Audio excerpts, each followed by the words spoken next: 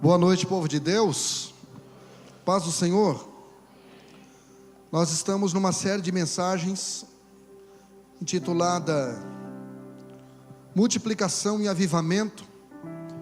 E toda multiplicação exige uma celebração, exige um avivamento. E o maior motivo de avivamento é a multiplicação. Então eu quero estar lendo e dissertando um texto que está lá em Lucas capítulo 15, versículo 8 até o 10. Vou estar falando a respeito da moeda, para você entender essa parábola de uma maneira que você talvez não tenha entendido até aqui. Lucas é um médico e é interessante nós salientarmos que tudo aquilo que está inserido nesse evangelho tem uma intencionalidade de trazer cura a nós. Amém, gente? Quem está comigo aqui, diga eu. Trazer cura a nós, seja essa cura emocional, física, seja essa cura espiritual, principalmente espiritual, né? E Jesus, quando ele contou essa parábola, ele quis, no final dessa parábola, falar de algo e nos fazer entender essa parábola de uma outra perspectiva, que geralmente não entendemos quando a lemos de maneira artificial ou superficial. Lucas, capítulo de número 15, versículo 8 diz: ou suponhamos que uma mulher tenha 10. Eu vou lendo e dissertando para você entender esse texto. O 10 na Bíblia é o número do trabalho. Quando você fazia uma prova, o que você queria ver ali em cima? Qual número? Porque o número 10 é o número da completude. Como é que está, pastor? Está 10, ou seja, está completo. Não está perfeito, mas está completo. Amém? Nada na Bíblia está assim de forma aleatória. Tudo está de forma intencional. Ou suponhamos que uma mulher tinha 10 moedas de prata e perca uma. Então, queridos, a perda é a mais eficiente professora do descuidado. A perda. Quem é descuidado não é a melhor, né? Mas talvez uma das mais eficazes formas de um descuidado aprender com a perda. Eu costumo dizer que quando nós não aprendemos a ter gratidão por aquilo que temos, a vida nos ensinará a ter saudade daquilo que perdemos. Amém? Esta mulher perdeu. É uma escola, é uma professora. Você já aprendeu com algumas perdas? Com certeza, né? Com certeza. Embora a perda é um dos 3 pilares da depressão, mas também é uma grande professora, né? Então, acaso não acenderá uma lâmpada? Diga comigo, clareza. Então o Salmo de número 119, versículo 105 diz que a palavra de Deus é lâmpada para os nossos pés. Então a melhor forma de você resgatar algo é você viver e começar a praticar e usar a palavra de Deus, que é um farol. Acaso não acenderá uma lâmpada e varrerá a casa? Agora não é mais clareza, diga comigo agora, limpeza. E ela não vai varrer pela metade, ela varrerá a casa. Ela varrerá a casa. Diga comigo, conclusão. Porque nós brasileiros somos experts em termos iniciativa sem acabativa. Nós começamos e não concluímos. Então aqui fala que ela só teve resultado porque ela concluiu aquilo que ela começou, que é o processo de busca. E procurando-a diga comigo, sem distração. Cuidado quer dizer sem distração. Então, no começo da igreja primitiva, no começo que a igreja começou, você vai ver isso lá em Atos dos Apóstolos, né? O que mais atrapalhava a igreja era a perseguição, era a estratégia do diabo. Mas agora mudou a estratégia do diabo, agora é distração. Porque o diabo sabe que aquilo que me distrai, me destrói. Então agora, essa mulher, ela só conseguiu ter o resultado que teve, porque ela ficou aqui, ó, com cuidado. Então ela começou a procurar com cuidado, até encontrá-la. Fala comigo, persistência. Diga conclusão. Hoje, infelizmente, há mais pessoas que desistem antes de concluir do que pessoas que fracassam depois de concluir. Então, conclusão, de novo aqui está falando o quê? De persistência. Pastor, o que é persistência? É a insistência com inteligência, porque existem insistências que são sem inteligências. Por quê?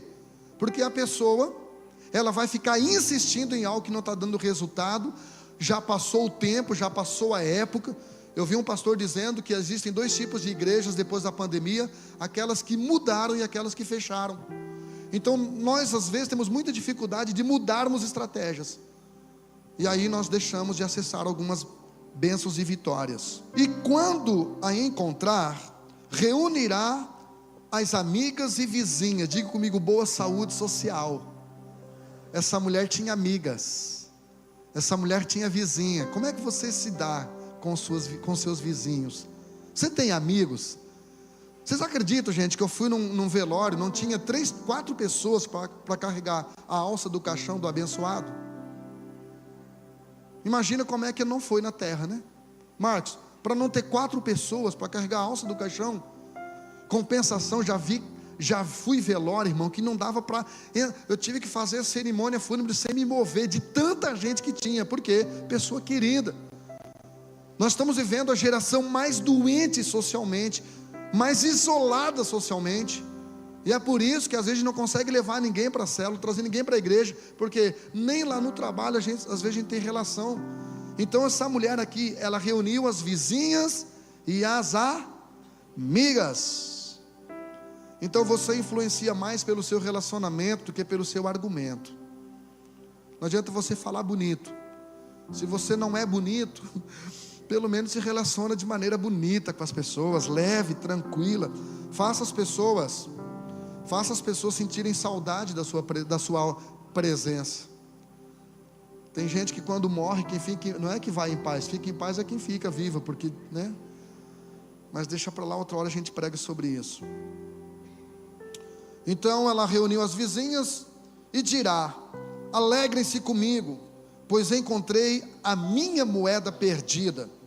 Então avivamento é você celebrar cada conquista, é você ser grato por cada coisa que Deus tem te dado, né? A Bruna mandou a gente olhar para as mãos e agradecer a Deus pelas mãos. Agradeça você. Ah, mas pastor, mas eu sou careca. Mas só é careca quem tem cabeça, irmãos. Quem não tem cabeça não é careca. Então, pastor, você está velho? Estou, e vivo. Porque só envelhece quem está vivo, irmão. Pastor, você está gordo? Estou, irmão. Só engorda quem tem dinheiro para comer, irmão. Senão seca, né? Existem outras maneiras de secar, né? Mas então, você precisa, olha aqui para mim, gente, celebre cada conquista. Não se acomode com nada, mas se contente com tudo aquilo que Deus te deu. Aprenda a ser grato na sua realidade atual, sonhando com o ideal. Amém? Dirá: alegrem-se comigo, pois encontrei a minha moeda perdida. Da mesma forma, há alegria na presença dos anjos de Deus, quando um único pecador se arrepende. Gente, que mudança é essa que Jesus fez nesse texto? O Senhor estava falando de dinheiro, e de repente Ele começa a falar de pecador que se arrepende. Isso só me deixa uma alternativa: eu entender, eu compreender à luz desse texto, que Jesus estava dizendo que a moeda de Deus na terra somos nós. A moeda de Deus na terra são pessoas.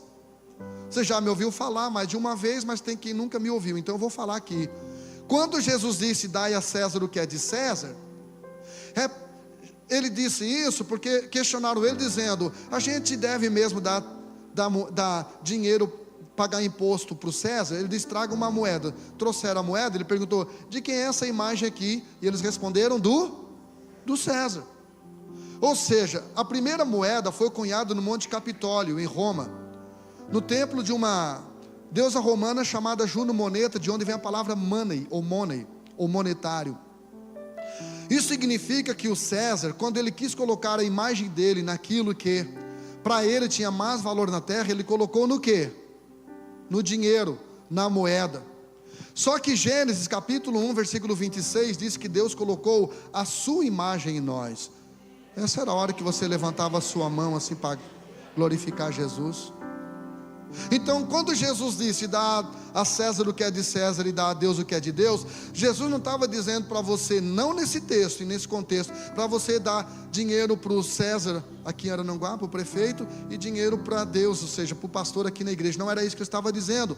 Ele estava dizendo: você tem que devolver para o César aquilo que para o César tem mais valor, e por isso ele colocou a imagem dele nisso. E você tem que se devolver para Deus, porque Deus, quando resolveu colocar a imagem dele naquilo que para ele tinha mais valor na terra, colocou em mim e em você. Será que a gente pode adorar a Deus por isso?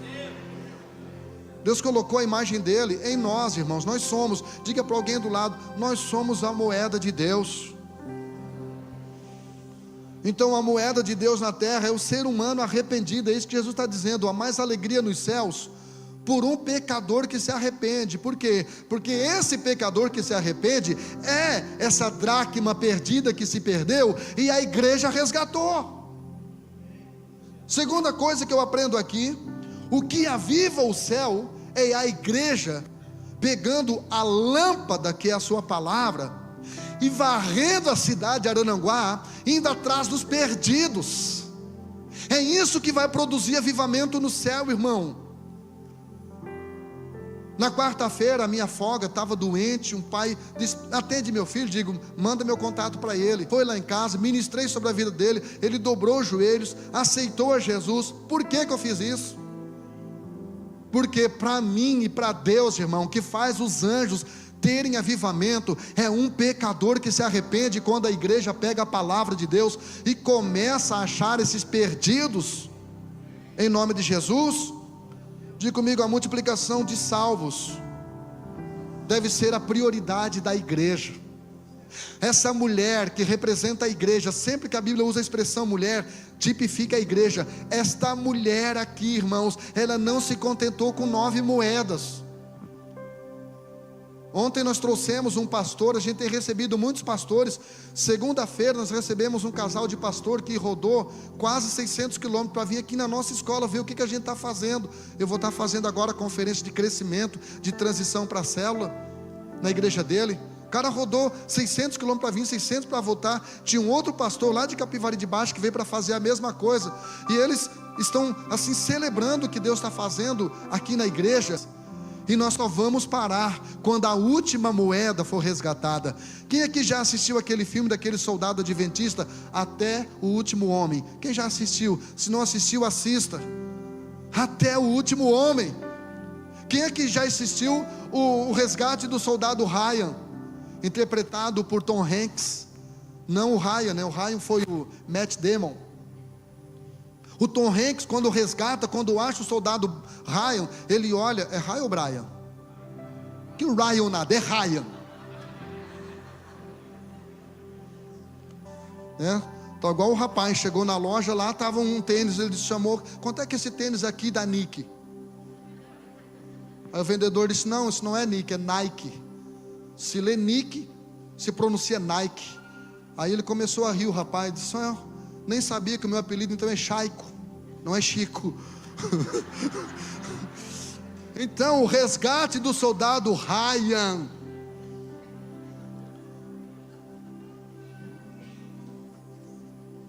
o general olhou para ele e disse: rapaz, olha aqui para mim, faça valer a pena tudo aquilo que a gente passou para te resgatar, faça valer a pena. Bata no peito assim, diga: eu vou fazer valer a pena. Eu vou fazer valer a pena, em nome de Jesus.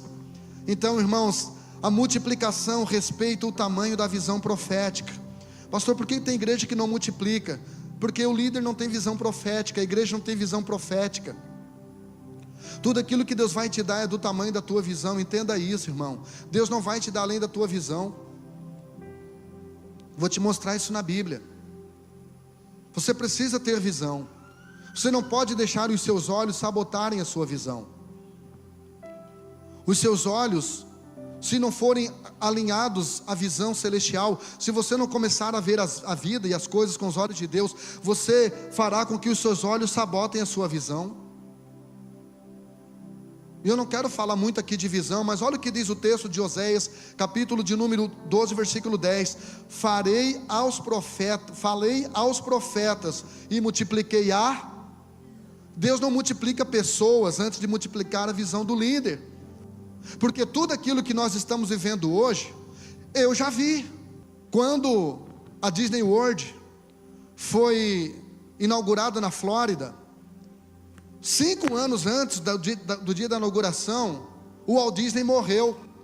E no dia da inauguração, quando estava todo mundo assim deslumbrado com aquele projeto, o engenheiro olhou para a viúva e disse: que pena que o Walt Disney não está aqui para ver tudo isso. Ela olhou para o engenheiro e disse: você que se engana, ele é quem viu tudo isso antes de nós. Então os teus olhos levam onde você quer ir. Agora a tua visão te leva onde você já foi, irmão. Sabe qual é o nome disto? Visão. Isaías 9,6, Isaías profetizou: um menino nasceu. Gente, a coisa só aconteceu dali 750 anos. Sabe qual é o nome disto? Fala para mim, irmão. Então a igreja precisa se mover numa visão profética. Deus tem uma parceria com profetas comprometidos com a sua palavra. E antes de Deus fazer qualquer coisa, Ele revela essas coisas aos profetas comprometidos com a sua palavra. E parece que está na Bíblia. Amós capítulo 3, versículo 7. Deus disse: diz o Senhor, eu não farei coisa nenhuma sem antes revelar os meus segredos. Sabe o que é um segredo? Segredo não é aquilo que ninguém sabe, é aquilo que poucos podem saber. É aquilo que é só contado para quem é confiável. Você é confiável, irmão? Será que Deus pode contar contigo para um grande projeto? Ou você prometeu tudo para Deus enquanto não tinha nada, e o pouco que Ele te deu você já ficou infiel com Ele? Então Deus tem compromisso com quem tem compromisso com Ele. O Senhor não fará coisa alguma sem antes revelar os seus segredos aos seus servos, os profetas. Diga comigo: multiplicação. Respeita o tamanho da visão profética. Sabe o que a Bíblia diz em Efésios no capítulo 2, versículo 20? Vou ler para você. Juntos somos sua casa, edificados sobre os alicerces dos apóstolos e dos profetas. Apóstolo fala do que, pastor? Envio. A palavra apóstolo no grego quer dizer enviado. E profeta fala do que, pastor? Visão. Deus não vai enviar você sem uma visão. Por isso que muitos missionários fracassaram no campo missionário, porque eles foram enviados por uma necessidade e não por uma visão. Muitos missionários foram para a obra missionária porque fracassaram como profissionais, fracassaram no relacionamento com a família, aí usaram a obra missionária como um escapismo do seu fracasso. Mas Deus envia pessoas com visão. Então o texto aqui segue dizendo, de Efésios 2:20: juntos somos sua casa, somos casa de Deus, edificados sobre os alicerces dos apóstolos e dos profetas. Diga comigo: envio e visão. E a pedra angular é o próprio Cristo Jesus. Então Jesus é a pedra angular, e os profetas, os apóstolos são quem? As pedras de alicerce. A pedra angular é a primeira pedra que é colocada. Agora as pedras de alicerce são as demais pedras que ajudarão. Por isso que Paulo em Gálatas capítulo 2 versículo 9 chama Pedro, Tiago e João de colunas, ou seja, de pedras, de pessoas que vão cooperar. Jesus é a pedra angular, a igreja está firmada em Jesus. Ninguém aqui está firmado no pastor, ninguém aqui está firmada numa personagem de destaque. Nós estamos firmados, alicerçados no Senhor. Mateus 16:18, sobre esta pedra que é Ele edificaria a sua igreja, edificou a sua igreja, que somos nós. Mas há muitas colunas, há muitas pedras que precisam cooperar para a edificação desta igreja, irmão. E Pedro, quando fala disso, nos apresenta como pedras vivas. Ou seja, a gente é pedra, mas não é estático. A gente é pedra, diga para alguém do lado, e não é tijolo, irmão. No Antigo Testamento, Faraó construiu com o quê? Com tijolo. Nimrod construiu com o quê? A Torre de Babel? Com tijolos. Tijolo é aquilo que é tudo igualzinho. Nós somos pedras. Pedra não tem nenhuma igual a outra. Pedra, isso significa que nós somos diferentes uns dos outros. O seu estilo é diferente do meu, o seu gosto é diferente do meu. O gosto seu musical, tem música que você canta por cantar, mas não é o estilo que você gosta. E agora, se cada um puxar o seu menu musical aqui, vai virar a bandinha do Chaves, vai virar bagunça. Então gostos são diferentes, e nós temos o direito de gostar daquilo que nós queremos gostar. Gosto é um direito do coração. Agora, nós não somos iguais, irmãos. Nós somos diferentes, mas nós estamos juntos, unidos, acoplados uns aos outros. Por quê? Porque nós estamos edificando a casa viva de Deus. Nós estamos edificando a casa do Senhor. Eu olho para vocês, eu vejo apóstolos e profetas aqui nessa noite. Amém? Amém? Então, antes de Deus multiplicar a descendência de Abraão, Ele mandou ele olhar para as estrelas e contá-las. Antes disso, a visão vem antes. Olha que texto legal, a Bíblia diz em Gênesis 15:5: em seguida, levou Abrão para fora e lhe disse: pastor, por que levou para fora? Porque Deus não faz nada na sua vida sem tirar você da caixa que você vive. Deus, Ele quer mudar ambientes na sua vida. E quando eu falo de ambientes, não são ambientes geográficos, são ambientes mentais. Prisões mentais, prisões emocionais. Olha que antes de Deus chamar o Abrão e mandar ele olhar para as estrelas, para multiplicar, Deus tira ele para fora. A palavra igreja é eclésias no grego, aqueles que foram retirados para fora. Uma igreja, ela só vai cumprir o seu papel, irmão, se ela entender que aqui, irmão, é só a congratulação dos santos, mas a nossa adoração é de segunda a segunda lá fora, onde os pecadores estão. Então em seguida levou Abraão para fora e lhe disse: olhe para o céu e conte as estrelas, se for capaz. Pastor, o que é olhar para o céu? Olhar para o céu é levantar a sua cabeça. Quando Deus disse: façamos o homem, Gênesis 26, o pronome homem quer dizer aquele que olha para cima. Jesus está dizendo: ninguém consegue cumprir o propósito do céu olhando para baixo. Em Colossenses no capítulo 3, Paulo disse: já ressuscitastes com Cristo, buscai as coisas que são de cima. Olha, irmão, por que ressuscitaste com Cristo? Porque nós estávamos mortos em pecados. Agora, se você já ressuscitou com Cristo, ei, esquece um pouquinho a terra, esquece um pouquinho os negócios da terra e começa a buscar as coisas que são de cima. Mas é engraçado que isso Paulo fala em Colossenses 3:1, mas no versículo 2 ele diz: mas pensai nas coisas que são de cima. Porque se você começar a buscar as coisas que são de cima sem pensar nas coisas que são de cima, é só uma questão de tempo para a terra começar a receber prioridades na sua vida. Em João capítulo 4, versículo 35, Jesus disse para os discípulos: levantai os vossos olhos. Ou seja, tira os olhos de vocês do umbigo de vocês, porque vocês estão dizendo que faltam ainda 4 meses para a ceifa. Não, gente. Levantai os vossos olhos, vede os campos, já estão preparados, já estão brancos para a ceifa. Querido, nós estamos vivendo esse tempo de campo preparado. As almas estão aí, pulando, os peixes estão pulando para dentro do barco. Você já viu algum vídeo, alguma cena em que tem um monte de peixe pulando e peixe pulando para dentro do barco? É isso que está acontecendo com a igreja. Sabe por quê? Porque o mundo lá fora, ele nunca esteve tão vazio de Deus. As pessoas mais admiradas no Brasil, os cantores mais admirados, os comediantes mais admirados, com depressão, para baixo. Gente que você, quando estava para baixo, colocava os vídeos deles para ficar para cima.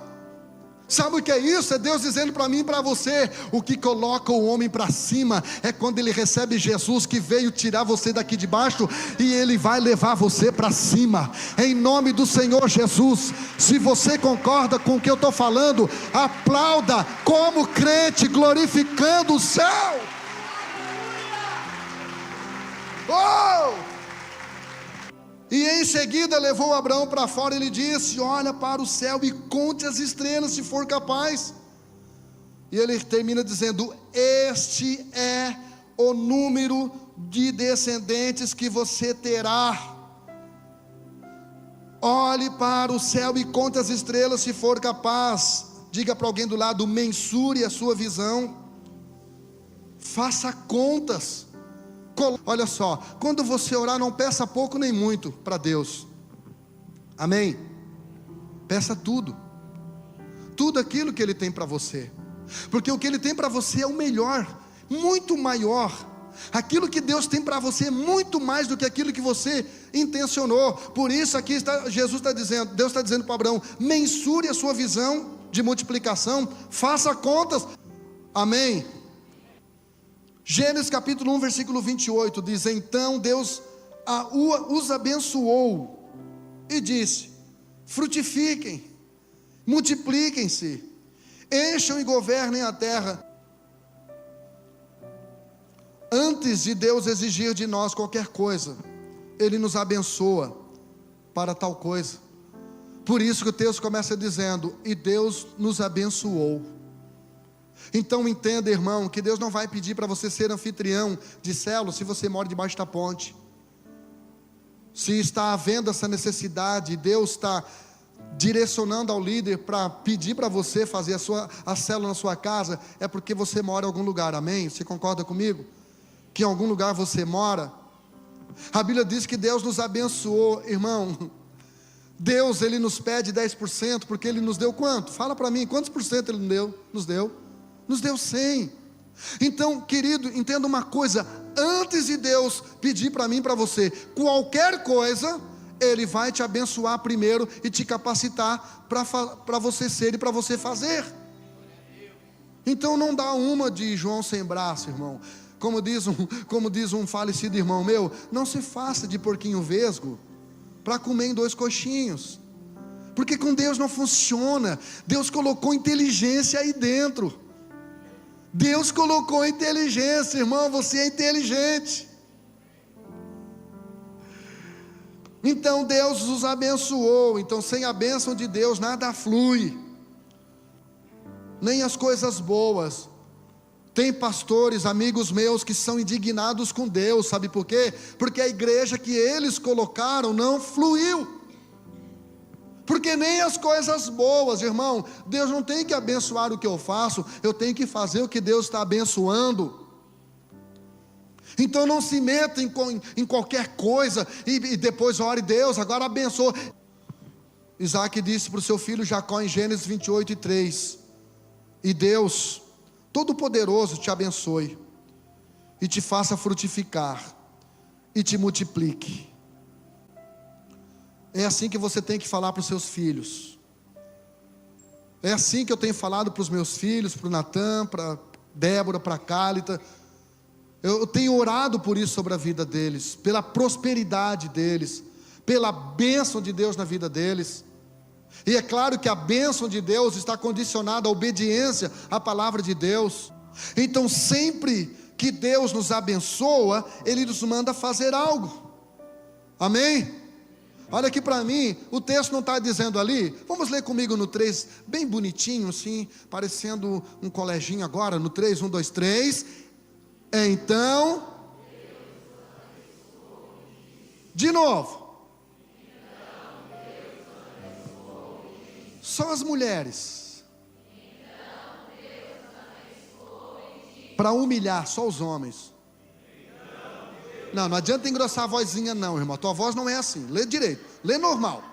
Então Deus... Não, lê normal aí. Para de frescura. 1, 2, 3.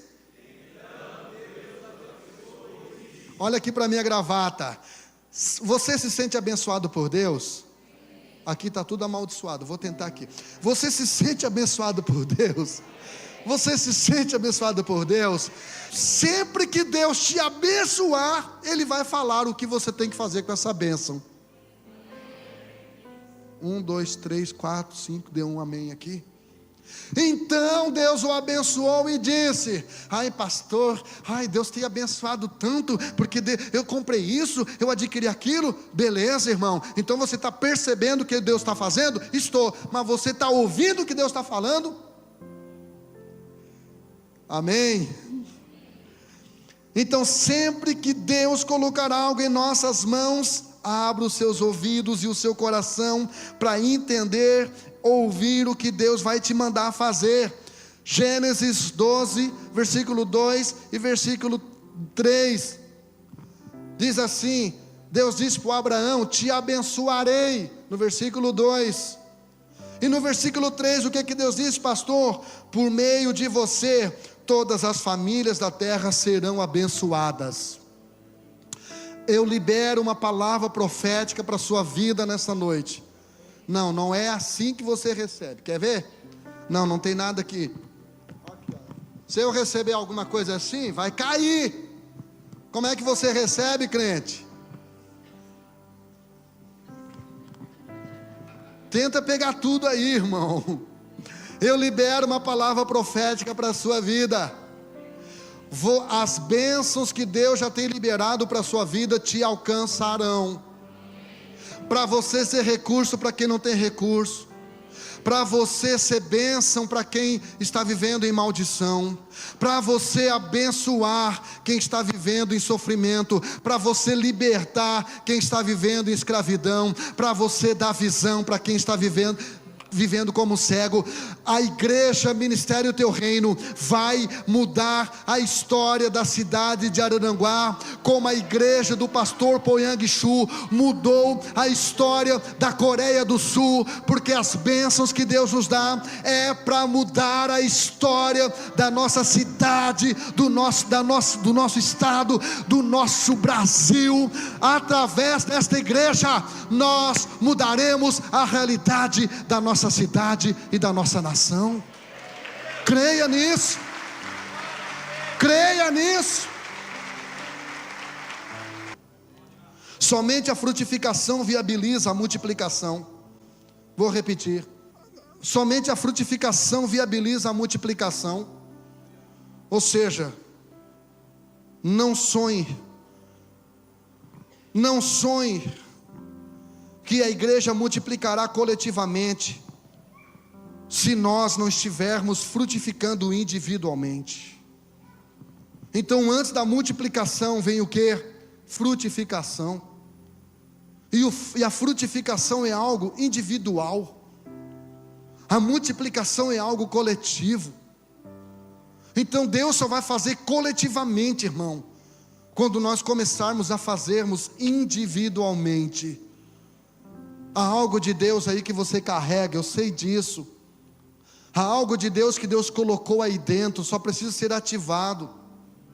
Você só precisa pegar a vassoura, você só precisa acender uma lâmpada e começar a varrer com cuidado nos recônditos do seu coração, que talvez já esteja cheio de paranho, talvez já esteja sujo, talvez esteja aí na escuridão. Acenda essa lâmpada, comece a varrer esse lixo todo para fora, deixa Deus limpar, e aí então você vai começar a frutificar, em nome de Jesus. Pastor, como é que eu faço para frutificar? Quando Isabel falou, eu acho que foi Isabel que falou para Maria, ou Gabriel que falou para Maria, o anjo, que disse: bendito é o fruto do teu ventre. Estava falando de uma pessoa ali. Frutificar é você gerar pessoas. E quando eu e a Márcia casamos, a gente colocou no coração que a gente só ia ter sexo depois de ter filhos. Aí fomos para o monte, fomos jejuar, começamos a ler a Bíblia, e nada. Pedi para uns profetas, umas profetisas, colocar a mão na barriga dela para ela engravidar. Sabe o que aconteceu? Aquilo que o peixe faz, nada. E daí a gente entendeu que para frutificar, para gerar um fruto aqui dentro, tem que haver intimidade. Sabe o que faz algumas pessoas frutificarem e outras não? Não é porque elas têm menos ou mais capacidade, é porque elas têm menos ou mais.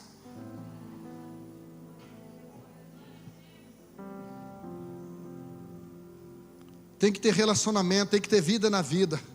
A vida que está em mim teve que entrar dentro da vida onde estava a minha esposa. E aí a gente começou a gerar um, gerou dois, porque na Bíblia, a minha Bíblia não estava encher a terra, ela enchia a casa. E aí veio a Calitinha assim, que eu nem programei, metida, né, irmão, como sempre, né? E eu amo os meus 3 filhos, hoje todos eles almoçaram lá, ninguém perguntou quanto que deu. Eu achei que ia me livrar de um, veio mais 6. Gente, olha aqui para mim. A vida gera vida. Isso é científico. Este é o grande dilema. O grande dilema da lei. Da teoria da evolução de Darwin. Porque o Darwin disse que elementos físicos inanimados entraram em choque, gerando uma grande explosão. Ou seja, o Big Bang, é Big Bang que fala? O Big Bang, irmão. E aí vem um cientista, irmão, chamado Louis Pasteur, que provou no laboratório. Então não é teoria, é lei. Provou em laboratório a lei da biogênese, e a lei da biogênese diz: somente vida provoca vida. Pasteur disse: eu não sou crente, mas eu entendo que só um Deus vivo pôde ter gerado outros seres vivos. Então, pastor, como é que eu frutifico? Fique vivo, seja vivo. O doutor Tiago, o médico da nossa célula, ele pregou segunda-feira na nossa célula, e ele disse o seguinte: olha só, gente, vou dar aqui uma ilustração. Digamos que eu gere um bebê, aí você vai na minha casa, lá está aquele meu bebê, sem dente, carequinha, né, com carinha de joelho. Aí de repente você volta dali 1 ano, e você percebe o negócio: o meu bebê está do mesmo tamanho e do mesmo jeito. Aí você volta dali 2 anos, o meu bebê está do mesmo tamanho e do mesmo jeito. Isso revela o quê? Doença. Isso revela que o meu bebê está com uma saúde disfuncional. Porque no reino de Deus, tudo aquilo que é saudável cresce, tudo aquilo que é saudável expande. Querido, faz aí uma introspecção e uma retrospecção. Como que está a sua vida de 1 ano, 2 anos para cá? Ela tem crescido? Ai, pastor, não tem sido de mal a pior. Não coloca a corda no pescoço não, isso é coisa de covarde. Ressignifica a sua vida, veja onde que você está errando, veja o que você está deixando de fazer, e entenda aquilo que você precisa começar a fazer. E aí então, irmão, aquilo que está vivo, está estagnado, vai começar a crescer, vai começar a frutificar, vai começar a multiplicar, porque isto não só é mandamento, mas também é promessa de Deus para as nossas vidas. Aleluia, aleluia. Então multiplicação proposita colonização. Ele disse: Deus Deus abençoou e diz: frutificai e encham a terra. Encham a terra. Diga comigo: colonização. Encham a terra e governem a terra. Este governo fala do que, pastor? De autoridade sobre a terra, irmão. A Bíblia diz que os céus são os céus do Senhor. Por que céus no plural? Porque tem 3 tipos de céu: o céu atmosférico, o céu planetário e o terceiro céu, que Paulo fala em 2 Coríntios 12. O terceiro céu, o céu divino. Os céus são os céus do Senhor, mas a terra Ele deu aos filhos dos homens. Esse governo que Deus colocou sobre a vida de Adão, quando pecou, transferiu esse governo para Satanás e perdeu a autoridade. Por isso que em Mateus capítulo 4, quando Satanás tenta Jesus, ele diz: olha, se você me adorar, eu vou dar todos os reinos, ou seja, eu vou te dar o governo da terra, porque a mim me foi entregue. Quem que entregou para Satanás? Adão, irmão. Então a gente precisa parar de transferir responsabilidade. Se a nossa vida está um caos, é porque ela está sem governo. Mas Jesus veio, morreu na cruz, ressuscitou e disse para os discípulos: toda a autoridade me foi dada, porque a autoridade é aquilo que você ganha do autor. Toda a autoridade nos foi dada no céu e na terra. E aí Jesus o que? Nos deu essa autoridade, para que nós como igreja possamos nos posicionar na terra, e nós entrarmos em todas as áreas que a igreja precisa entrar, para estabelecer a cultura do reino. Quem vai fazer parte comigo deste marco? Quem vai fazer parte comigo dessa história? Nós vamos entrar em todas as casas. Por quê? Porque a igreja está entrando em todas as casas, em todos os lugares, para estabelecer um reino sem pedofilia, sem homoafetividade, para estabelecer um reino de saúde relacional, para estabelecer um reino do governo de Deus, onde não há vício, onde os pais não detonam com suas famílias por causa dos seus vícios. Não, a cultura e a saúde do reino será estabelecida nessa cidade, em nome de Jesus. Empresas e indústrias virão. Deus vai abençoar Araranguá. Deus vai abençoar a nossa cidade. A nossa cidade não será conhecida como a cidade onde tem uma padroeira, não, mas uma cidade que tem um pai, que gera, que abençoa, que dá destino e que leva para morar com Ele.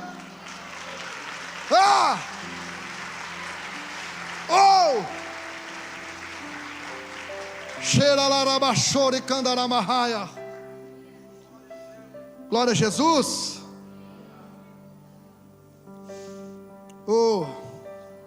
Sinta a presença de Deus neste lugar. Nós vamos implantar a cultura do reino. Nós vamos implantar a cultura do reino. Então entenda a dor da multiplicação, querido. Gênesis capítulo 3, versículo 15. Depois que Eva pecou, Deus disse a ela, e a mulher disse. Mulher na Bíblia representa o que? Fala para mim. Igreja. E a mulher disse: multiplicarei grandemente a tua dor e a tua conceição, com dor darás à luz filhos. O nome Eva no hebraico quer dizer vida. Deus estava dizendo: você vai gerar vida, mas isso vai te custar dor. E Eva então representa na simbologia bíblica a igreja. A igreja que precisa estar atenta à voz de Deus. Ele disse à mulher: eu vou multiplicar a tua dor de parto. Então a dor da multiplicação não é uma possibilidade, é uma escola indispensável do sentimento materno. É por isso que quando o seu filho cai, antes do seu marido pensar em levantar do sofá, você já está passando a pomada. Mulher, porque quem sentiu a dor foi você. Eu vou ler de novo. A dor da multiplicação não é uma possibilidade, é a escola indispensável do sentimento materno. Quando você gera algo com dor, você dá valor. O parto normal evidencia, e a cesárea adia, mas não isenta a mulher da dor do parto, porque ele disse: multiplicarei grandemente a tua dor. Então a dor para gerar, para parir, ela já existia, Deus só a multiplicou. E diga-se de passagem, foi a primeira coisa que Deus multiplicou depois da queda, foi a dor de parto. Aí vem Paulo em Gálatas capítulo 4, versículo 19, e diz: meus filhinhos, por quem de novo eu sinto dores de parto, até que Cristo seja formado em vós. Então gerar um filho, irmão, não é uma dose única, é um processo de multiplicação vitalício, até você vê-lo partir e formar outra família. Eu falei para ele: eu vou falar no altar. Eu conversei com o irmão essa semana retrasada. Ele disse: pastor, estou até com vergonha de falar sobre isso contigo. Diga o quê? Ele disse: ele não mora aqui, tá, irmão? Ele mora lá na África. Não fica tentando adivinhar. Pastor, meu filho está para casar. Eu não sei se é filho ou filha, só para despistar, né? Para não dar muito na cara. meu filho, minha filha, não lembro, está para casar. Rapaz, eu estou com uma dor. Eu olhei para ele e digo, irmão, geralmente se vê isso em mulher. Eu disse, não rapaz, mas estou com esse sentimento. Eu digo, rapaz, minha mãe vivia brigando comigo, eu não podia fazer nada, eu era tão querido. Quando chegou na frente da igreja católica, eu com 20 anos na cara, ela começou num choreiro. Não sei se era medo daquela branquela lá me fazer sofrer, como tem feito. Manda até aqui, ó. Então, irmão, quem gera, dá valor, amém? É por isso que tem crente que não se custa ofender gente dentro da igreja. Por ele, fulano não congrega aqui, Beltrano. Claro, não gerou. Quando você começa a gerar, quando você começa a chorar pelas madrugadas, quando você começa a ver a evolução das pessoas, querido, tudo muda. Amém? A proposta do Evangelho não é livrar a igreja da dor momentânea. A proposta do Evangelho é livrar o pecador do sofrimento eterno. Eu vou repetir para você. Eu vou repetir não, você vai ler comigo, está aí num telão. Vamos ler bem bonitinho no 3, 1, 2, 3.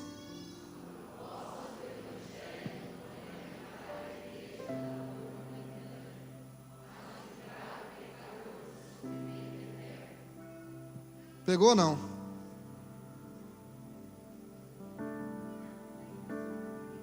A igreja acha que a proposta do Evangelho é livrar a gente do sofrimento aqui, da dor. Ai, vem para a igreja, pare de sofrer. Que mentira, irmão. Não existe cristianismo sem cruz, e cruz dói, renúncia dói, santidade dói, jejuar dói, ler Bíblia dói. Eu levanto 5 da manhã para ler, para orar, isso dói, isso custa.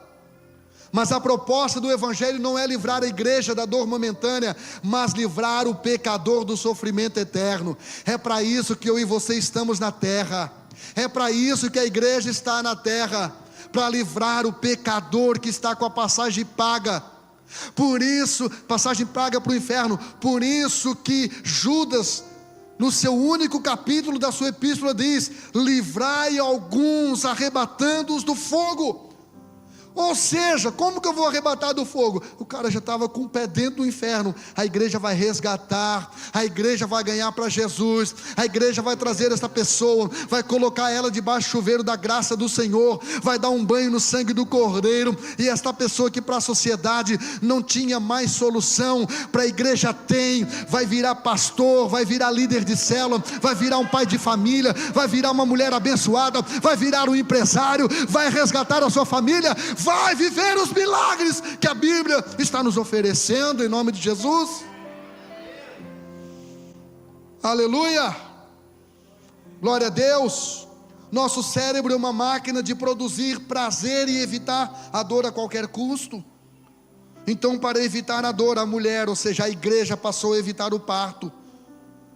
Por isso que hoje a igreja vive de transferência. Ai pastor, que bênção, o irmão fulano vai sair lá da igreja e vai congregar aqui. É uma bênção, irmão, maldição não é. Mas o intuito da igreja, irmão, é ganhar perdido. O intuito da igreja, a igreja, ela, assim como uma criança, para ela crescer no ventre da mãe tem que ter água. A igreja só cresce debaixo d'água, ela só cresce no batismo. 1 Timóteo capítulo 2 versículos 14 a 16 diz: a mulher... Então Paulo sabia que há mulheres que são estéreis de nascença, mas ele se referia aqui à igreja.